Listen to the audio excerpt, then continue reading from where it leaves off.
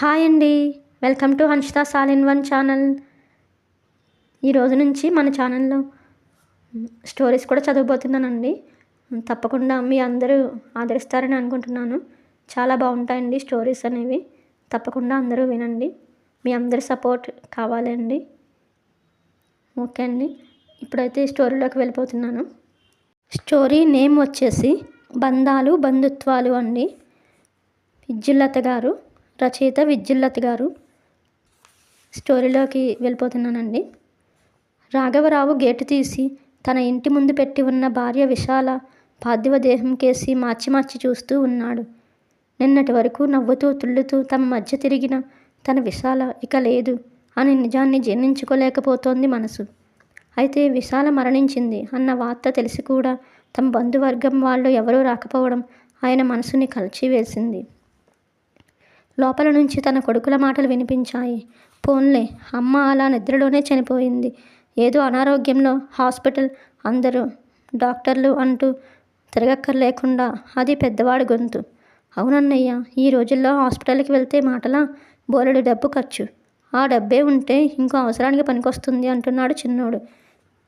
చీ, కన్నతల్లి మరణంలో కూడా డబ్బు గురించి మాట్లాడుకుంటున్నారు తన కొడుకులు. ఎంత హేయమైన విషయం. బాధగా మూలిగింది మనసు. విశాల మొహం కేసి చూశాడు. నీవు నేర్పిన విజయే నీరజాక్ష అంటూ తనని చూసి నవ్వుతున్నట్లుగా అనిపించింది. ఒక్కసారిగా గతంలోకి జారిపోయాడు రాఘవరావు. ఏవండి, మీ పిన్నిగారి అబ్బాయి పెళ్ళి. పాపం మరీ పిలిచారు. వెళ్ళకపోతే బాగుండదండి, వెళ్ళి వద్దాం అంది విశాల. చూడు, ఇప్పుడు పెళ్ళికి వెళ్ళాలంటే దగ్గర బంధువులం కనుక పిన్ని బాబాయికి, పెళ్ళి కొడుక్కి అందరికీ బట్టలు కొనాలి. బోల్డ్ ఖర్చు. ఆ డబ్బే ఉంటే మరో అవసరానికి పనికొస్తుంది. అసలే పిల్లలు ఎదుగుతున్నారు. వాళ్ళకి బోలెడన్ని కొనాల్సి ఉంటుంది. ఒంటి చేతి సంపాదన. నువ్వు ఇలాంటి ఖర్చులన్నీ పెట్టుకు అన్నాడు తను. అది కాదండి, ఖర్చు అనుకొని మన వాళ్ళ ఇళ్లలో జరిగే శుభకార్యాలకు వెళ్ళకపోతే బంధుత్వాలు మిగులుతాయా అండి? విశాల నన్ను విసిగించుకు. బంధుత్వాలు కాదు, నా పిల్లల భవిష్యత్తు నాకు ముఖ్యం. నేను సంపాదించే ప్రతి రూపాయి వాళ్ళ బాగు కోసమే అయి ఉండాలని నా తాపత్రయం. అర్థం చేసుకో. ఇక ఈ సంభాషణ ఎక్కడితో ఆపేయి అన్నాడు చిరాకుగా. పాపం విశాల మౌనంగా అక్కడి నుంచి వెళ్ళిపోయింది. తన పిల్లల భవిష్యత్తు అన్న తాపత్రయమే ఇంధనంగా తన బతుకు బండిని నడిపాడు. బ్యాంకులో క్లర్కుగా మొదలైన జీవితం గబగబా ముందుకు సాగుతూ ఒక 5 సంవత్సరాలను ఆఫీసర్ హోదాలోకి వచ్చింది. పిల్లల చదువులు పెరిగి వాళ్ళు చదివే స్కూల్ మారింది. అలా ఖర్చు పెరిగింది. తన మనస్తత్వం మారలేదు. ఏవండి, మా బాబాయ్ చనిపోయాడట. నాన్న ఫోన్ చేశారు. మనం చూడ్డానికి వెళ్ళకపోతే బాగుండదు. మా బాబాయ్ పాపం మన పెళ్ళికి వచ్చి నాన్నకు సాయం కోసం 10 రోజులు ఉన్నాడు. మమ్మల్ని చిన్నప్పటి నుంచి ఎంతో ప్రేమగా చూసుకునేవాడు. ఇప్పుడు మనం వెళ్ళకపోతే బాగుండదండి. ఆఫీస్ నుంచి రాగానే కళ్ళ నీళ్లతో చెప్తున్న విశాలను చూసి కోపం ముంచుకొచ్చింది రాఘవరావుకి. విశాల, ఇప్పుడు పిల్లల పరీక్షలు జరుగుతున్నాయి. అది తెలిసి నువ్వు ఇలా మాట్లాడడం ఏమన్నా బాగుందా? ఇప్పుడు మనం వెళ్ళినా వెళ్ళకపోయినా చనిపోయిన వ్యక్తి తిరిగి రాడు కదా. ఇప్పుడు ఇంత దూరం బెంగళూరు వెళ్ళాలంటే ఎంత ఖర్చు? 3-4 రోజులు వెళ్తే పిల్లల చదువులకు ఇబ్బంది. ఇవన్నీ ఆలోచించావా అంటూ భార్యకు మాట్లాడే అవకాశం ఇవ్వకుండా వెళ్ళిపోయాడు. పాపం అవకాశం దొరికినప్పుడల్లా తనకి బంధుత్వాల గురించి, నలుగురిలో బంధం ఉండవలసిన అవసరం గురించి చెప్పడానికి ప్రయత్నిస్తూనే ఉండేది విశాల.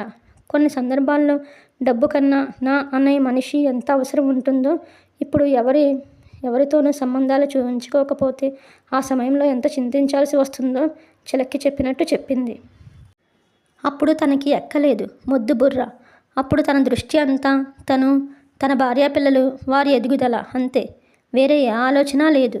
కానీ ఇప్పుడు తన కళ్ళెదురుగుండా తన విశాల నిర్జీవంగా ఉన్నప్పుడు తన మనసు చెప్పిన ఆమె మాట నా అనే ఒక్క వ్యక్తి కోసం వెతుకుతోంది.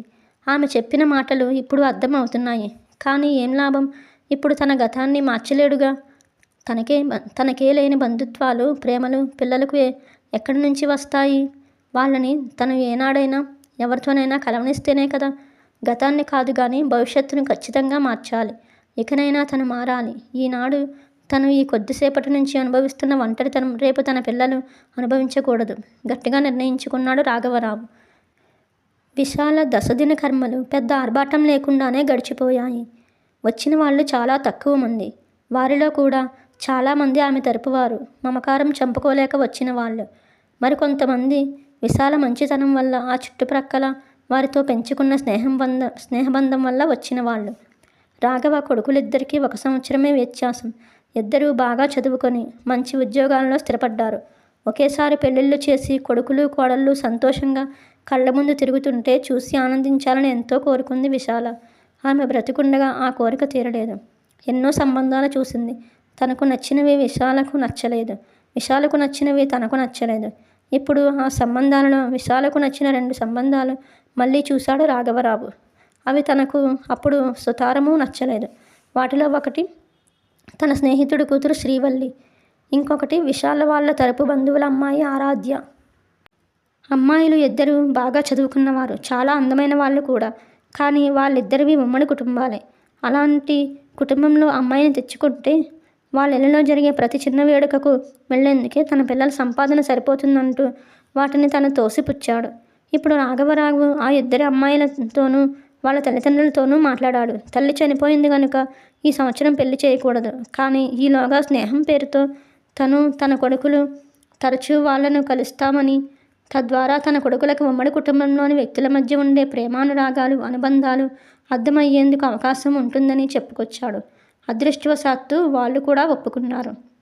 అలాగే అతను తీసుకున్న ఇంకొక ముఖ్యమైన నిర్ణయం ఈ సంవత్సరం అంతా తన వైపున, భార్య వైపున ఉన్న బంధువర్గాన్ని కలవడం. తమ బంధువులలో 2-3 కుటుంబాల వారు ఆర్థిక స్థితి సరిగ్గా లేని కారణంగా పిల్లలకు సరైన చదువు చెప్పించలేకపోతున్నారని, వాళ్లకు సాయం చేస్తే బాగుంటుందని విశాల చెప్పిన మాటలు గుర్తొచ్చాయి రాఘవరావుకి. ఇప్పుడు నిజానికి తను ఆర్థికంగా మంచి స్థితిలోనే ఉన్నాడు. కొడుకులు కూడా అంతే. కనుక ఇప్పుడు ఆ పని చేయడానికి పూనుకున్నాడు. దానివల్ల కొంతైనా బంధువులలో మంచి పేరు తెచ్చుకునేందుకు పునాది వేసుకోవచ్చు అని ఆలోచన. అలా 3 కుటుంబాలలోని 3 పిల్లల చదువు బాధ్యతను పూర్తిగా తీసుకున్నాడు. అలాగే తన స్నేహితుల బంధువులు పిల్లలోని ప్రతి అశుభ కార్యక్రమాలకు తప్పకుండా హాజరవ్వడం మొదలుపెట్టాడు. తను వెళ్ళడమే కాకుండా వీలైనప్పుడల్లా తన కొడుకులను కూడా బలవంతంగానైనా తీసుకువెళ్ళడం చేసేవాడు. ఇదంతా చూస్తూ కొడుకులు మొదట్లో తండ్రితో వాదులాడడం, విసుక్కోవడం చేశారు. కానీ శ్రీవల్లి, ఆరాధ్యల పరిచయం, వాళ్ళ ఇళ్ళకి వెళ్ళి వస్తూ ఉండడం వల్ల అలా మనవాళ్ళు, బంధువులు అంటూ అందరూ కలిసి ఉండడంలోని ఆనందాన్ని వాళ్ళు కూడా ఎంజాయ్ చేయడం నేర్చుకున్నారు. అన్ని సంవత్సరాలు తాము ఏమీ కోల్పోయామో అర్థమవుతోంది వాళ్ళకి. అంతటితో ఆగలేదు రాఘవరావు. తమ ఇంటి దగ్గరలోని వృద్ధాశ్రమానికి వారానికి 1 రోజు వెళ్ళి అక్కడి వారితో ముచ్చటిస్తూ, వారి యోగక్షేమాలు కనుక్కుంటూ, వాళ్లకు కావలసినంత చిన్న చిన్న అవసరాలు తీర్చడం లాంటి పనులు కూడా చేయడం మొదలుపెట్టాడు. అలా కేవలం తన బంధువులు అయిన వాళ్లే కాక ఇంకా పెద్దదైన విశాలమైన కుటుంబాన్ని పొందాడు. విశాల సంవత్సరికమైన వెంటనే పంతులు గారితో మాట్లాడి తన కొడుకుల పెళ్లిళ్లకు ముహూర్తం పెట్టించాడు. ఇప్పుడు అతని ఇంట్లో నిశ్చితార్థం దగ్గర నుంచి పెళ్లి వరకు ప్రతి వేడుక బోలెడు మంది బంధువులు, స్నేహితులతో కలకలలాడుతూ అంగరంగ వైభవంగా జరుగుతోంది. మన చుట్టూ మన కుటుంబంతో పాటు మనవాళ్ళు అనే ఆత్మీయులు, బంధువులు, స్నేహితులు ఉంటే అందులో ఎంత ధైర్యం, ఆనందం ఉంటుందో ఇప్పుడు అర్థమైంది రాఘవరావుకి. కళ్యాణ మండపం దగ్గర పెట్టిన ఫోటోలో నుంచి విశాల తనను చూస్తూ సంతోషంగా, నిండు హృదయంతో నవ్వుతున్నట్లు అనిపించి కళ్ళలో నీళ్లు తిరిగాయి రాఘవరావుకి. ఇదేనండి ఈ స్టోరీ. బాగుంది కదండి. బంధాలు, బంధుత్వాల గురించి చాలా చక్కగా వివరించారు. ఈ స్టోరీ మీకు నచ్చినట్టయితే ప్లీజ్ అండి లైక్ చేయండి, తప్పకుండా సబ్స్క్రైబ్ చేసుకోండి. బాయ్ అండి.